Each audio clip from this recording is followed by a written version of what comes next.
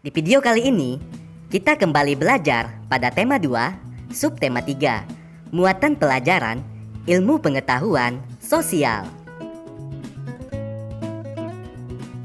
Manfaat kemerdekaan bagi kesejahteraan bangsa Indonesia. Pada masa penjajahan, bangsa Indonesia tidak mendapatkan hak-haknya sebagai warga negara. Bangsa Indonesia juga mengalami kesengsaraan. Setelah kemerdekaan diproklamasikan, kehidupan bangsa Indonesia berangsur membaik. Setelah kemerdekaan, bangsa Indonesia memulai pembangunan dari berbagai bidang. Bidang tersebut antara lain sebagai berikut. Yang pertama, pembangunan di bidang pendidikan. Pada masa penjajahan, pendidikan hanya dimiliki oleh golongan bangsawan. Hanya kaum laki-laki saja yang berhak memperoleh pendidikan. Kemudian, setelah kemerdekaan, seluruh rakyat Indonesia berhak memperoleh pendidikan yang layak. Laki-laki dan perempuan memiliki hak yang sama untuk memperoleh pendidikan. Pendidikan yang layak merupakan salah satu tujuan bangsa Indonesia.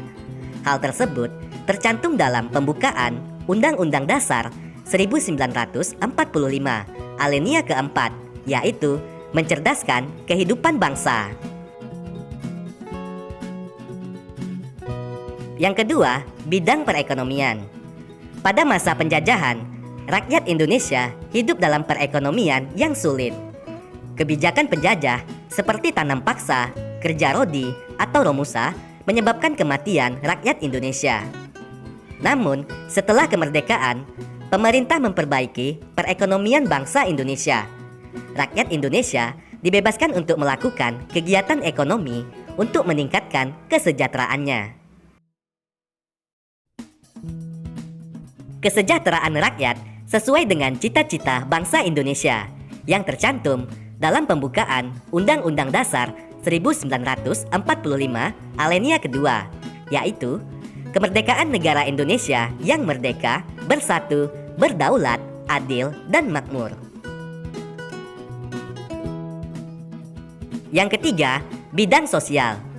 Pada masa penjajahan, terdapat pengelompokan terhadap rakyat Indonesia. Rakyat Indonesia juga tidak mendapatkan hak dan kewajiban yang sama. Namun, setelah kemerdekaan, rakyat Indonesia memiliki hak dan kewajiban yang sama. Setiap suku memiliki derajat yang sama. Keberagaman budaya mulai terlihat dan dilestarikan sebagai kekayaan bangsa. Upaya meningkatkan kesejahteraan rakyat. Meningkatkan kesejahteraan rakyat merupakan tanggung jawab pemerintah. Akan tetapi, kita dapat ikut serta meningkatkan kesejahteraan rakyat, misalnya dengan membuka lapangan pekerjaan. Kesejahteraan dapat terwujud jika rakyat hidup rukun. Kerukunan membuat rakyat dapat bekerja sama dalam mencapai tujuan, yaitu meningkatkan kesejahteraan bersama. Sebagai seorang pelajar, kita juga dapat ikut serta meningkatkan kesejahteraan rakyat, misalnya dengan keberhasilan dalam belajar. Keberhasilan dalam belajar dapat dicapai dengan belajar yang rajin, mematuhi nasihat guru, membuat kelompok belajar, mendengarkan penjelasan guru dengan baik, dan bertanya kepada guru atau teman jika tidak memahami materi pelajaran. Upaya meningkatkan kesejahteraan pada masa awal kemerdekaan. Berikut beberapa upaya yang dilakukan pemerintah dalam meningkatkan kesejahteraan pada masa awal kemerdekaan. Upaya yang pertama, kebijakan Uang Republik Indonesia atau yang disingkat dengan ORI.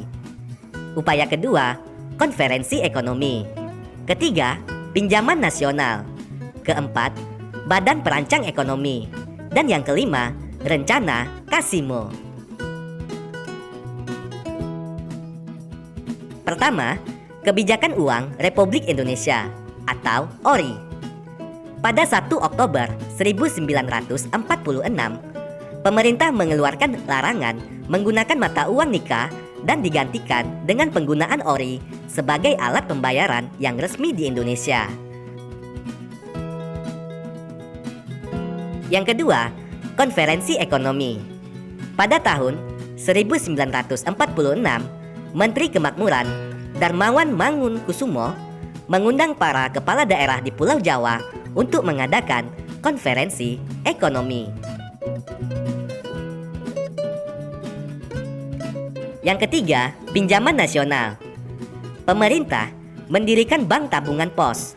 Program ini bertujuan untuk mengumpulkan dana bagi kepentingan perjuangan dan meningkatkan kepercayaan rakyat kepada pemerintah Indonesia. Yang keempat, Badan Perancang Ekonomi atau Planning Board.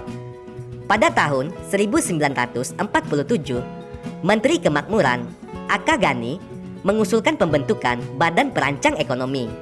Badan ini bertugas menyusun rencana pembangunan ekonomi.